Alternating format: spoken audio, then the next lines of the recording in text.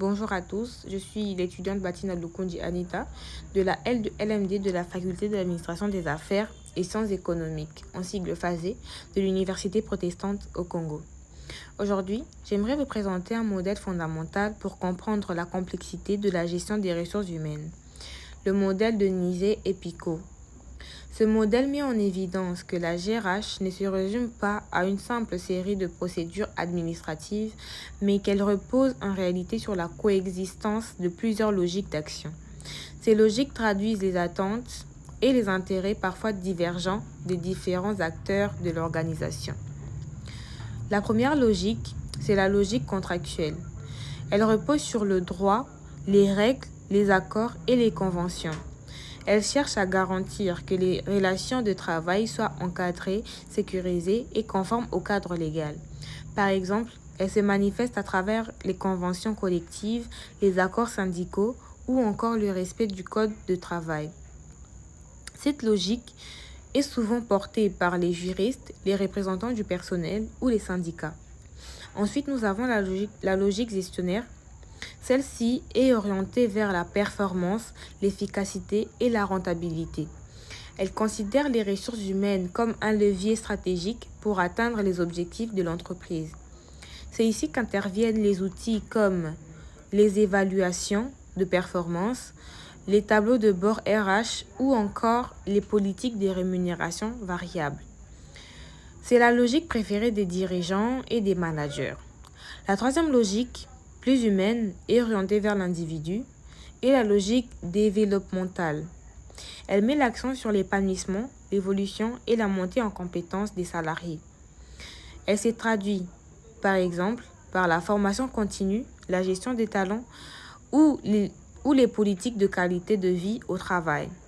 Cette logique considère que le développement des personnes contribue aussi au développement de l'organisation. Enfin, la quatrième logique, parfois négligée, mais de plus en plus importante aujourd'hui, est la logique civique ou sociétale. Elle concerne l'intégration de la responsabilité sociale, des valeurs éthiques et du respect de l'environnement dans la politique RH. Par exemple, lorsqu'une entreprise s'engage pour la diversité, pour l'égalité professionnelle ou pour la transition écologique, elle mobilise cette logique. Elle est portée par les acteurs extérieurs, mais aussi par les salariés eux-mêmes, qui attendent aujourd'hui des entreprises qu'elles aient un rôle citoyen. Ces quatre logiques ne sont pas toujours alignées. Elles peuvent entrer en tension, voire en conflit.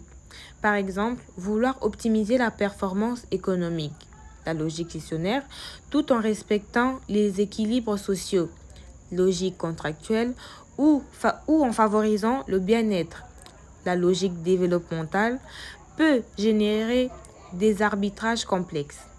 C'est là qu'interviennent deux types de cohérence. La cohérence interne, qui vise à assurer les différentes politiques RH, recrutement, formation, rémunération et plein d'autres, soit alignées entre elles. Par exemple, on ne peut pas promouvoir la formation sans offrir ensuite des perspectives d'évolution.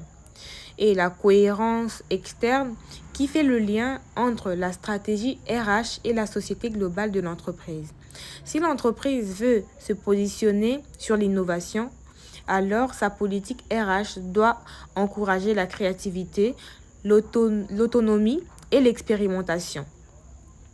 En conclusion, le modèle de Nizet et Picot nous invite à penser la GRH comme un équilibre dynamique entre plusieurs logiques qu'il faut articuler avec finesse et lucidité.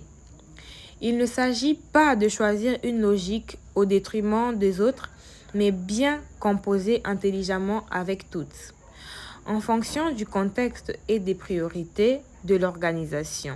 Je vous remercie de votre attention.